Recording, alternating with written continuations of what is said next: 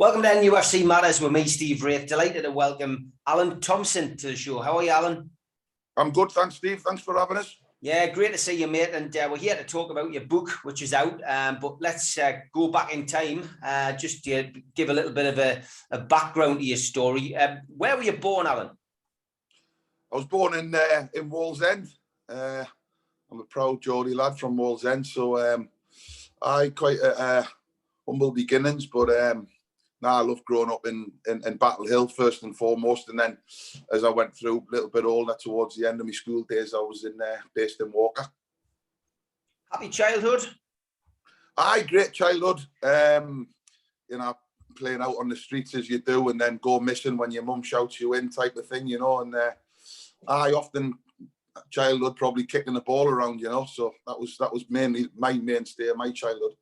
When did you first start playing football then, Alan? Can you remember? Oh yeah, it would have been 4, 5, 6 years old, I would have said. I think the first time I played in the team would have been probably when I was about 7, when I was at the primary school, Battle Hill. But before that, I was out kicking the ball around with my pals in the street in Bradford Avenue. I mean, going to school, I presume you must have been in the team, were you? I was in, well, primary school, we didn't really have a team. I think there was a group of lads there who, I think there must have been 6 or 7 of us who were quite tidy players. And I think that the headmaster, who was a football fan, a guy called David Scott, he put a little team together and got in contact with a few other schools and went and played a few friendly games. So that was the early days. And then after that, I moved on to High Farm Middle School, which had some great players, including ex-Newcastle star Steve Watson. So I played for some good school teams. What position were you playing as a youngster? I mean, obviously you made your career as a midfielder, but what position were you in as a kid? As a kid, I was a striker. Loved nothing but putting the ball in the back of the net.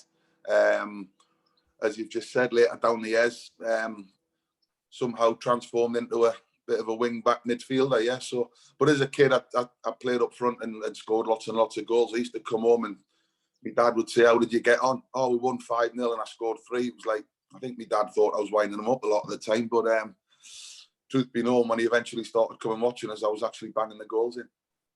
So as you got older, I mean, were you going to the match? Oh yeah, I started going when I was probably, I mean, I did get taken from a couple of uncles, and a guy called Tony Loma, who used to play for Newcastle. His dad used to take us along as well. So, but when I got to about 9, 10, that's when I started going on my own and playing in the Gallagher end. Yeah, when I was a young lad, getting the metro from Wallsend up to St James's and going in on my own. Yeah. I mean, you're a couple of years younger than me, but I mean, the ground was in the same state as then. I mean, can you remember your first game? I mean, mine was 83, 84. Keegan's last game as he flew off in the helicopter against Liverpool. Can you remember your first game? I can't remember who it was against, but I must have been about 7 or 8. My mum's brother, Peter, he took us and we were in the main stand, which is now the Milburn stand. It was the old stand then. And I just remember thinking how far away I was from the pitch. But I must have been 7 or 8, yeah. Who was your first hero? My first hero? Probably Kevin Keegan or Brian Robson. I know Brian Robson didn't play for Newcastle, but with him being from the northeast, I followed him a lot and loved watching him, even though he played for Man United. But my main one probably at Newcastle would have been Kevin Keegan. Then you had the likes of Terry Mack, Chris Waddle, Peter Beardsley, and then not long after that, young Gaza. Yeah, hell of a team that was. So obviously at school, you're playing a bit of football. You're playing more football jumpers for goalposts, like we all were back in the day. And wait until your mum calls you in. I mean, were you doing anything at school? Were you good at schoolwork? I'm not sure how to answer that. How many players have you asked that question to and they've said yes? I've asked it the most, and most of them have said, nah, I was just interested in kicking a football around. No, I loved PE. I lived for PE, whether it was football, rugby, tennis, trampolining or whatever it was. I was anything sporty. I was always keen to get away from lessons to do anything sporty. Yeah, but I've done a little bit of pottery. I was tidy at pottery, so if I went missing from lessons, the teachers often knew I'd either be doing some sport somewhere or I'd be in the pottery class.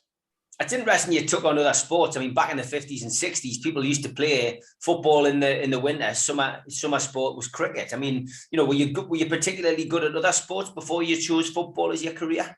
No, I wouldn't say I was particularly good at any of the other ones, really. Used to play a bit of badminton and stuff like that. It was a couple of decent schools which were quite diverse in the sports we did, but football was the main one. I just enjoyed doing the other ones, trying my hand, see if I was any good. But no, football was the one that I was a standout at. I wasn't particularly good at any others. So from school, what was the next step with your football career? Where did you go? Well, as a kid at 13, 14, I went on a few trials. I was already at Newcastle, but I went down to Spurs. Chris Waddle was playing for Spurs at the time.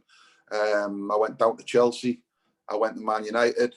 But I just didn't fancy going to any of them. I did get offered to go to them, but it was just I just wanted to stay at home in Newcastle and pull on the black and white stripes. That was what I wanted to do. So left school at 16 and then went straight into Newcastle doing the apprenticeship as a YTS.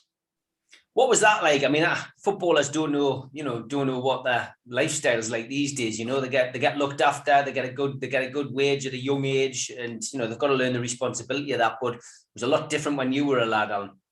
Oh, it was great. You know, you leave school and all of a sudden you're getting paid a wage. Listen, my first wage was £29.50 a week, so you know it was.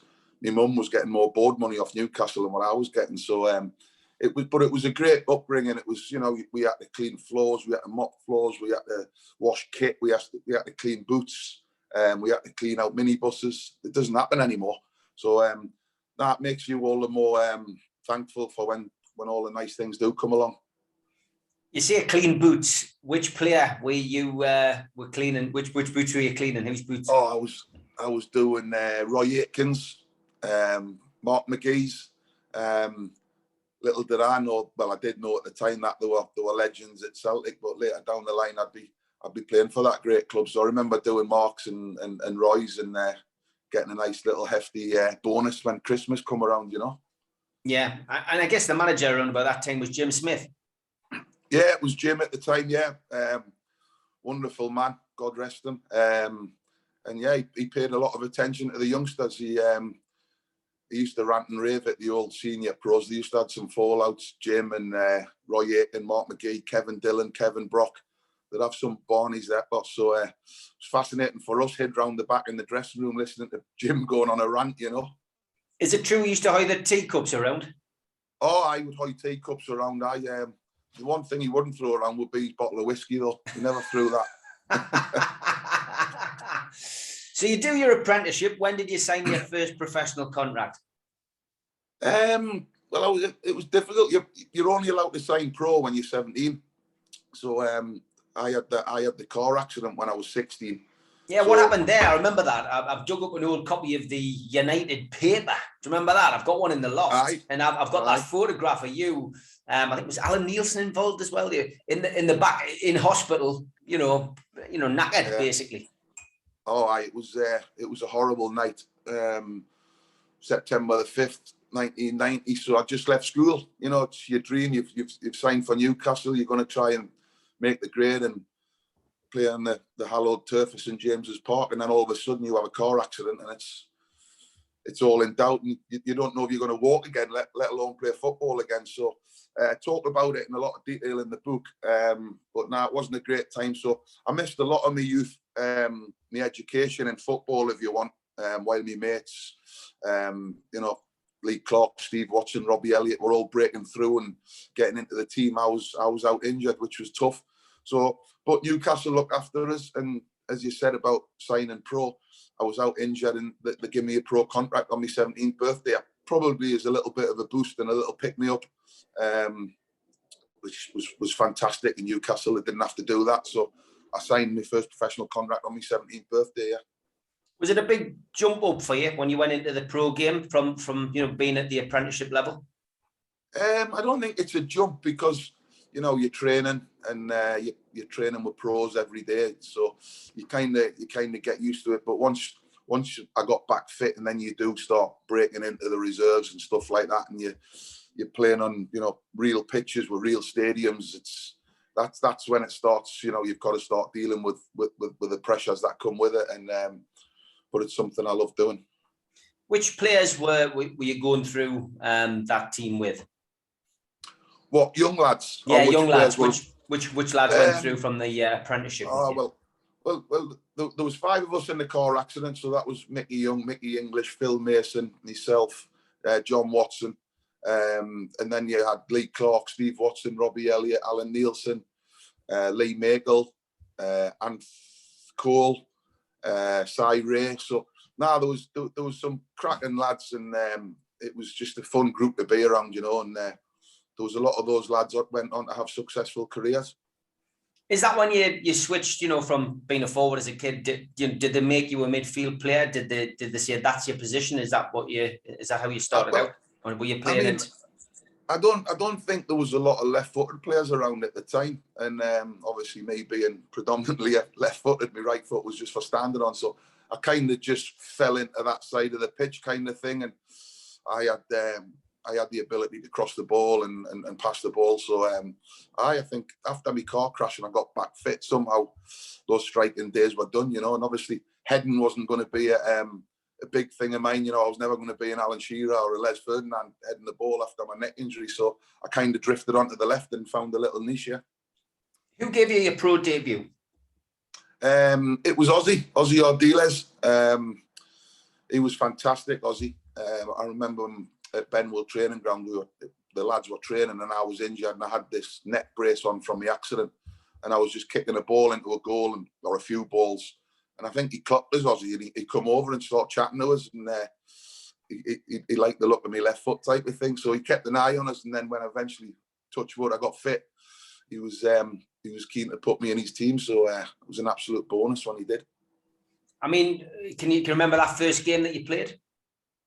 The first game I played, Steve, I was sub. What happened was Lee Clark got injured coming off the pitch after the warm-up, and he comes limping in, Clarky, and he's limping. So they assess him, and he's fractured something in his foot. So I wasn't meant to be starting. So Ozzy comes in and goes, right, Tomo, you're starting. So I didn't have any time to think about it, you know.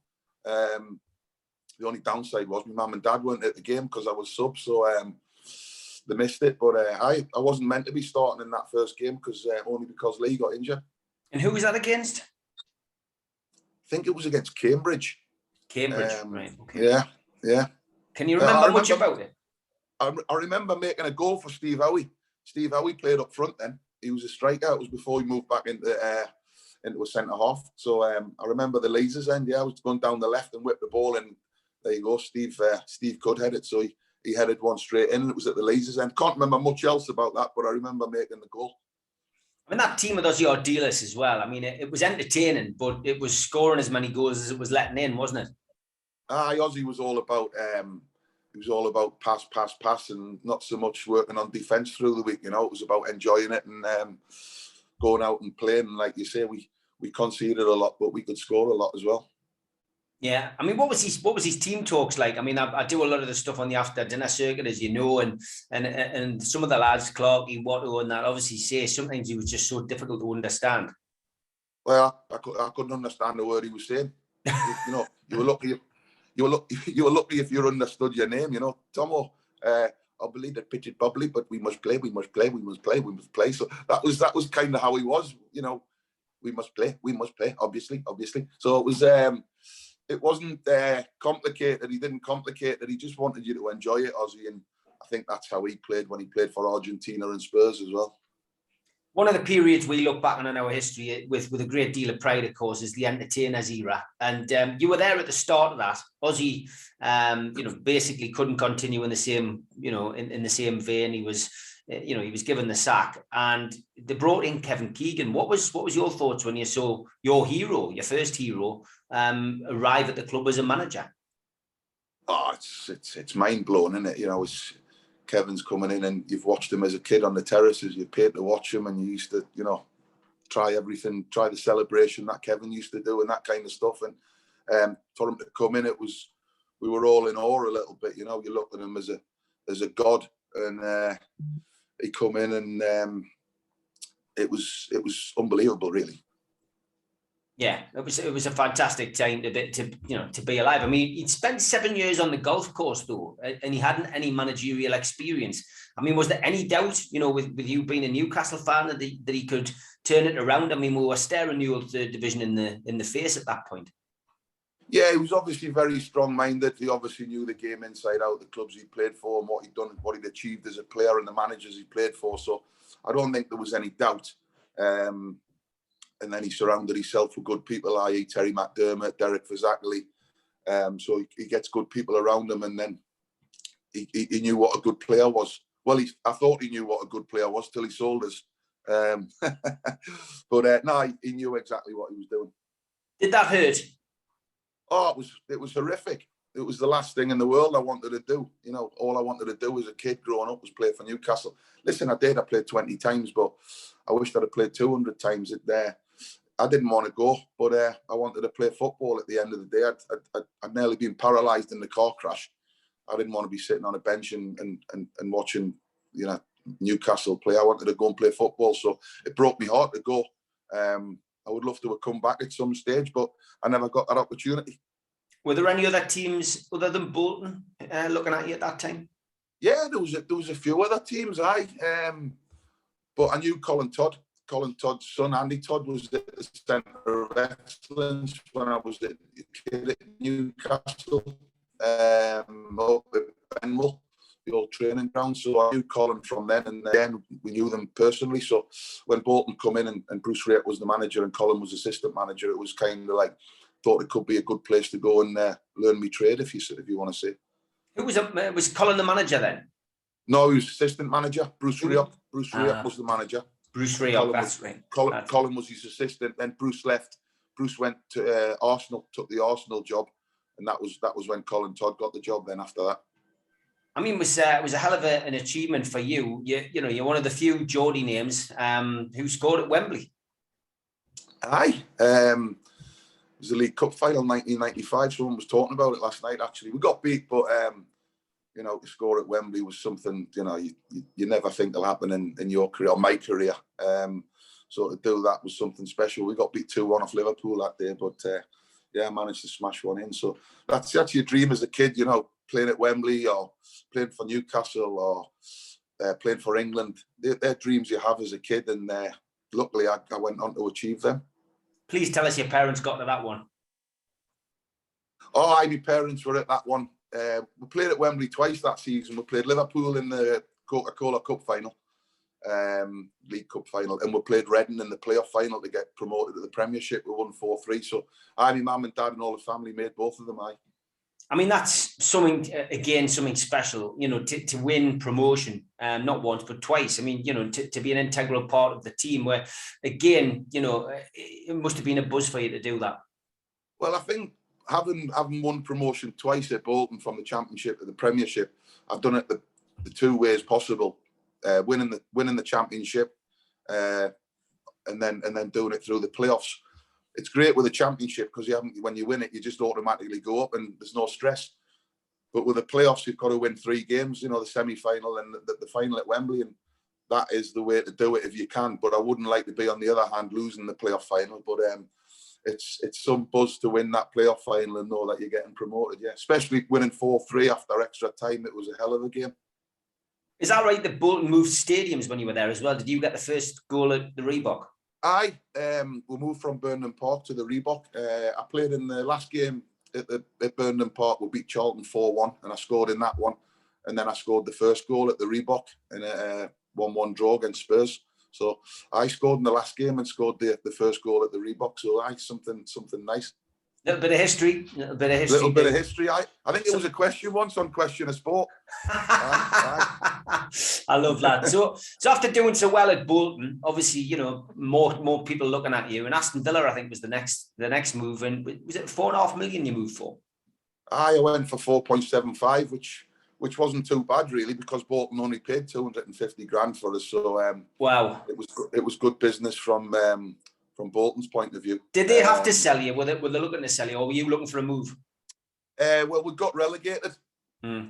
We got relegated, and I've been attracting a lot of attention from a lot of big clubs. So I think, yeah, I didn't really want to drop down to the Championship again. I was 23 years old.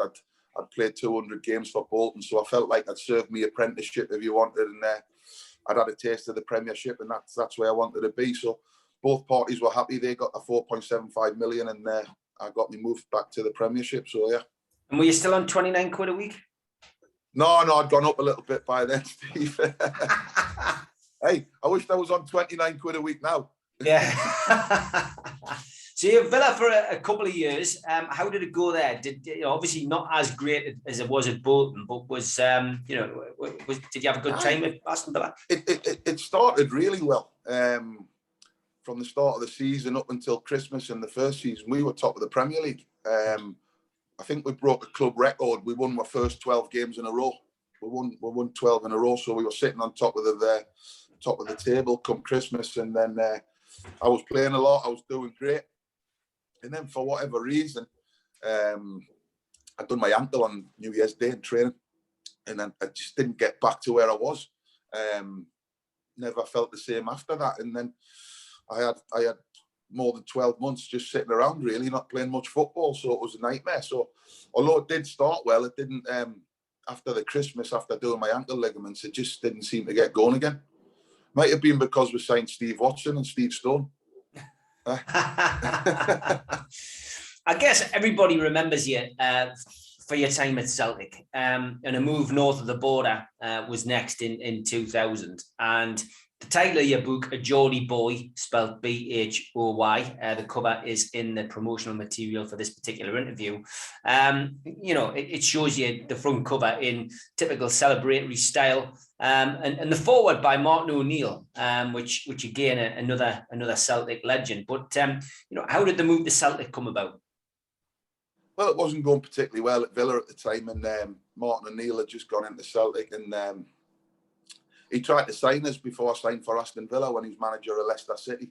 So he'd obviously had a bit of a fancy for us from my time at Bolton. And then I think when he seen that it wasn't going particularly well at Villa, and I was going to come at a cut price, if you wanted, compared to what I went to Villa for, he got in touch and asked if I fancied it. And then it was a no-brainer for me. I was desperate to go. He'd already signed Chris Sutton from Chelsea. Henrik Larsson was already there. A couple of mates of mine were there. Alan Stubbs, who I played with at Bolton. Another Geordie boy called Tommy Johnson. Tommy played for them at the time, who you'll know.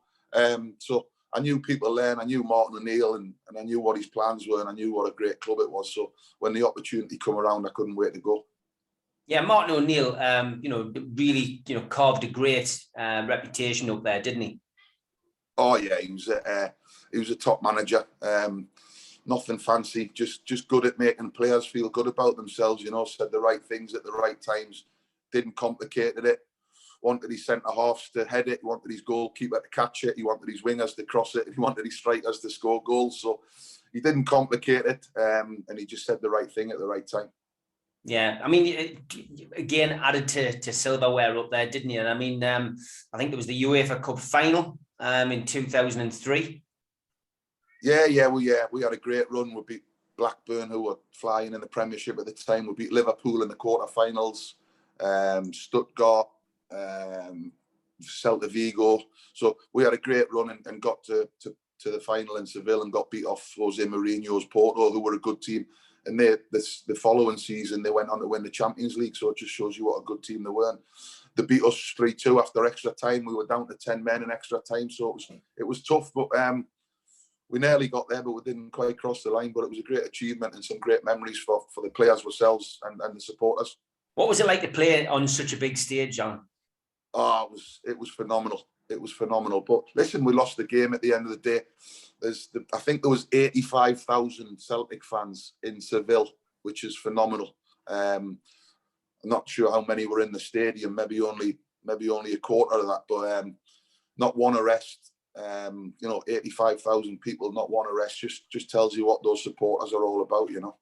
Yeah, they like to go and party, that's for certain. Another goal in another final, 2005 Scottish Cup final against Dundee United. Yeah, it was a strange day, that one, because the following Sunday we'd lost the league by 1 point to Rangers, and you know, you work all that time, 9 months, to try and win the Premiership, and we lost it on the last game of the season in the last minute of the match. So it was very, very tough week building up to the cup final, and it was Martin O'Neill's last game.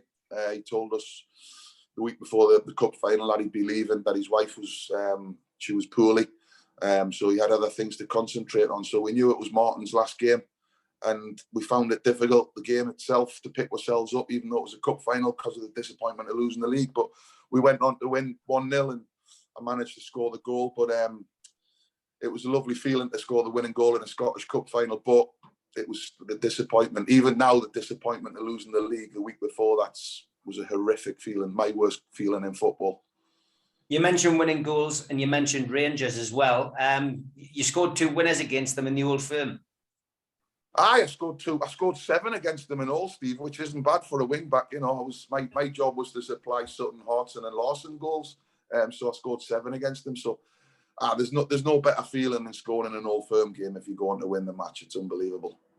Yeah, fantastic. And you also spent a little bit of time off the pitch in those games. They're feisty affairs. How many times were you sent off? I can't believe it's took you 30 minutes to bring that up. That's normally the first thing people talk about, was the 3 red cards. I'll hold my hands up. One of them was a red card. 2 of them were bad refereeing decisions. Didn't have VAR in them days to bail you out. That's the problem. And a certain Peter Lovencrantz, who come to the tune later in these days when I was coaching, he said I headbutted him on one occasion and I got a straight red for it, it was harsh. Yeah, I remember seeing that. I do. But we did have words when he eventually signed for Newcastle, and I was coaching the kids. I pulled him in the office, so we sorted it out. Good stuff. It's very rare we see battles of Britain, but you played in one against Liverpool at Anfield, and you scored the opening goal. What was it like to play in that game? I mean, I can imagine the two sets of fans are both well voiced and very loyal to the cause. I bet that was a hell of an atmosphere to play in. I think if you speak to players or yourself, you've probably been to Anfield yourself, supporting Newcastle, and I was at the famous 4-3 game, the one when I was there. I was there, sat behind the goal. So the atmosphere there, for me, it's second to none. In England, for me, Anfield, it's the best atmosphere. It's the best stage to play on, I think, or it used to be. I haven't been to Tottenham's new ground and stuff like that, but the atmosphere at Anfield is phenomenal. And that night before the game, when both sets of fans are singing "You'll Never Walk Alone," was absolutely mind blowing. And then it was. We had to score because they'd scored. They'd won the first leg at Celtic Park, so we knew we had to go there and score. And luckily, before half time, I smashed one in at the Kop end and got us back on level terms. And then Big John Hartson scored a worldie at the Anfield Road end in the second half. So yeah, Battle of Britain, and that was a good Liverpool team. You had Michael Owen, Steven Gerrard, Jamie Carragher, Dudek. So it was Sammy Hippier. So it was a good Liverpool team, and we went there and won 2-0. So great achievement and one of the highlights of my career, yeah. Newcastle might have beat Barcelona 3-2 and Tino might have got a hat-trick, but you had your own particular glory night against Barcelona. We played them at Celtic Park in the UEFA Cup, and we beat them 1-0, and I managed to score a volley to score the winning goal. Listen, beating Barcelona is an achievement in itself, but to score the winning goal against them at Celtic Park in front of 60,000 was under the floodlights is unbelievable. Absolutely wonderful feeling. And I managed to swap strips with, at the time, the best player in the world, Ronaldinho. So his strip's up in my lad's bedroom. I'm not sure if my strip will be up in his bedroom. But I got offered a few quid for that Ronaldinho strip, actually, but that's one that I wouldn't sell. Yeah, fair play. Your time at Celtic came to an end. What happened with Gordon Strachan? Well, Gordon had his own ideas. You know, Martin O'Neill's team we were getting a bit older. You know, I was 32, 33. My legs weren't as good as what they used to be, and he just wanted to freshen it up. So I got shown the door. Not long before I left, Celtic signed Roy Keane from United. And I remember having a chat to Roy and asking him what's gone on there. Like, he just said, oh, my legs have gone a bit, my hips knackered. With pieces of meat, when you pass your sell-by date, we're going to skip. And for Roy Keane to say that to me made it a lot easier for me to leave Celtic, you know, because he obviously left Man United under a little bit of a cloud, and I'd done the same. But you've got to understand the reasons, you know. I'd had 7 great years there, won lots of medals, trophies, had some wonderful experiences. It was time to move on. Went to Leeds United, another huge team back on this side of the border. You know, I mean, for you, I mean, again, it must have been great just to play for such a big team like Leeds. It was wonderful. I mean, it wasn't the best period of Leeds United's history, but my old man was a bit of a Leeds United fan from when he was younger. He loved that team of the 70s with Jack Charlton and Peter Lorimer and those kind of players. So it was great to go there and play for such a good club, even though it wasn't a great time in their history. Got relegated from the Championship and then got in administration, minus 15 points.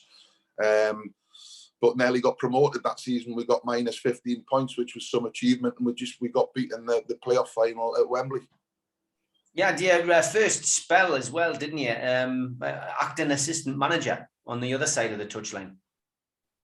Yeah. Dennis Wise left, and he went to Newcastle. Dennis, so I got asked to go in and help out with the coaching side. So that was my first little look into the backroom side of it, you know, which is something I wanted to do. How did you find that then? I loved it.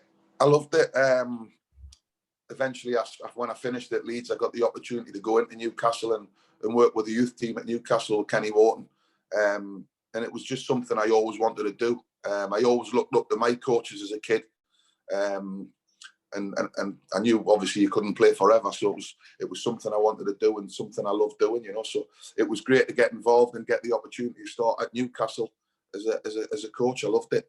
Must have been great just to go back. And I mean, you know, when you were going to the ground, you know, you remember the dilapidated Gallagher then with no roof on, and, you know, the old West Stand, which is now the Milburn, as you mentioned earlier. But to go back and see all the developments and changes, and I know you'll have been back as a supporter, but just going back as somebody who was working as part of the club must have been great for you as a Geordie lad.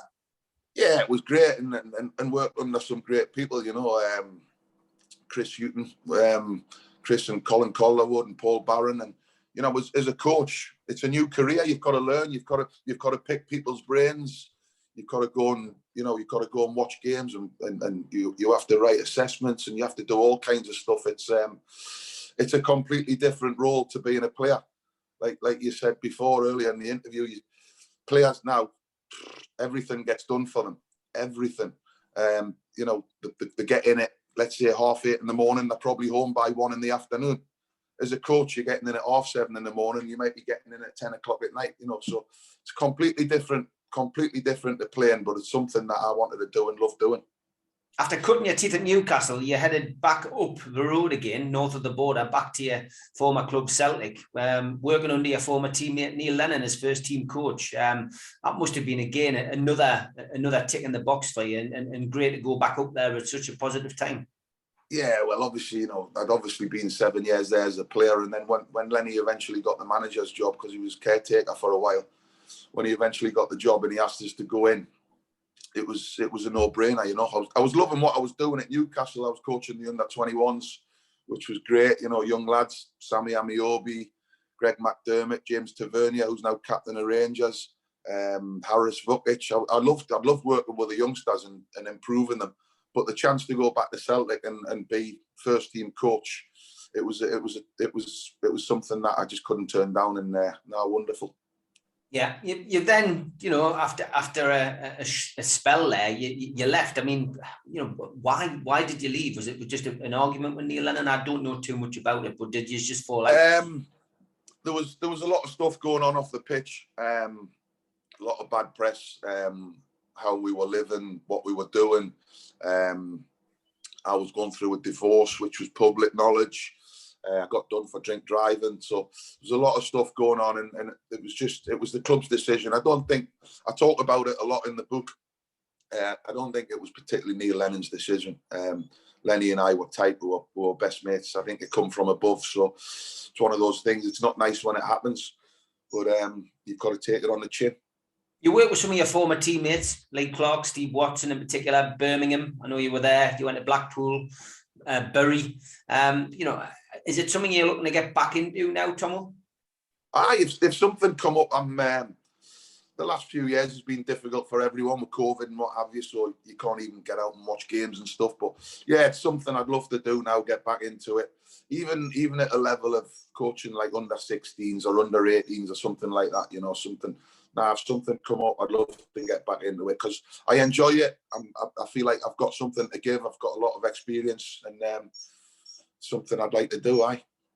Your cousin, of course, is David Longstaff, who's got two sons who are both still Newcastle United players, Sean and Matty.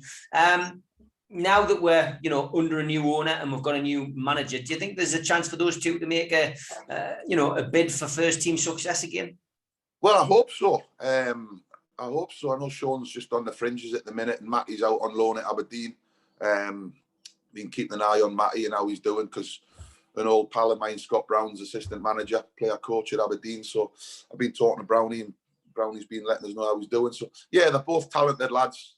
And I'm sure they'll want to try and get back in the team at Newcastle and stay at Newcastle.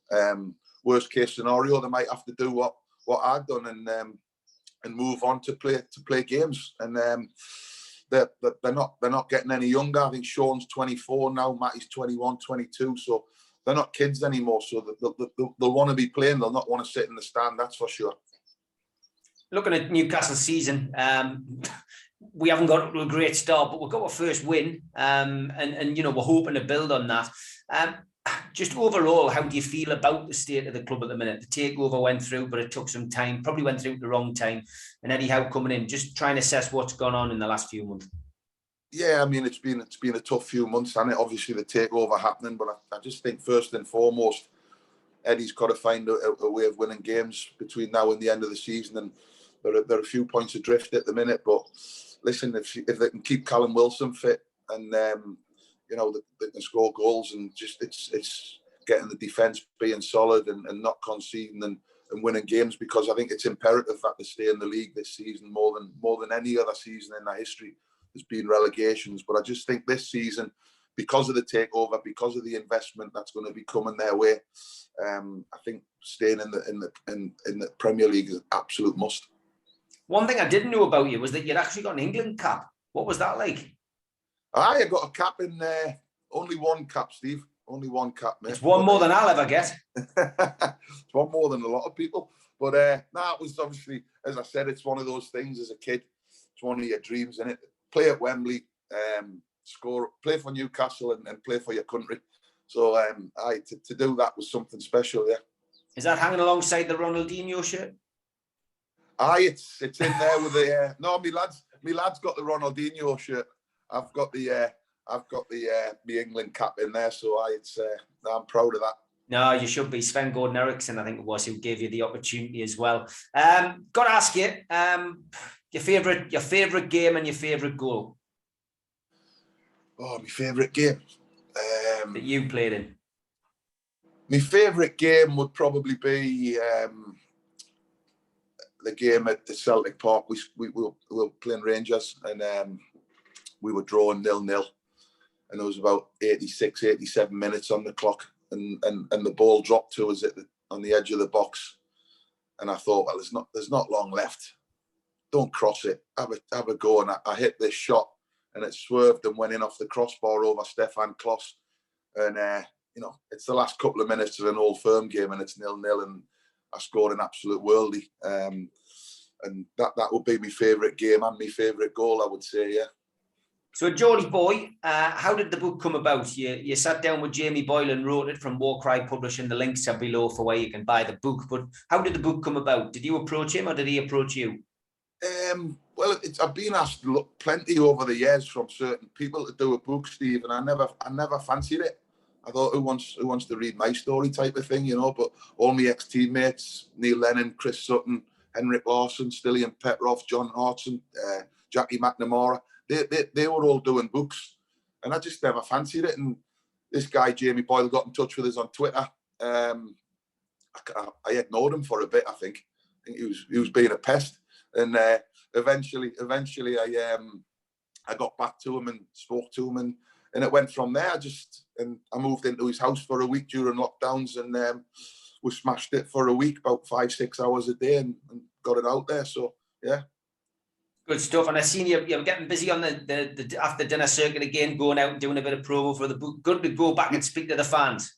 Aye, it's nice to get out. I was in Glasgow last weekend doing 2 gigs, Friday and Saturday, and you know, it's great to get back out amongst them and share your stories and talk about the old times. So it's nice to be getting back out again, and I think I'm in Newcastle in February, so looking forward to that as well. So it is nice to get out and see people. Yeah, I think you got one down in Middlesbrough as well. Again, you can check them out on Warcry Publishing, and check out on Jamie Boyle's Twitter and Tomo's as well. Final thing, you got a message for the Newcastle fans watching at home? Yes, keep that St James's pot rocking, and keep supporting the boys, and fingers crossed, onwards and upwards. Great stuff, Tomo. Thanks for your time. Good luck with the book, and have a great Christmas, you and the family. Brilliant. Mate. Thanks for having us, Steve. Cheers, mate. Top man.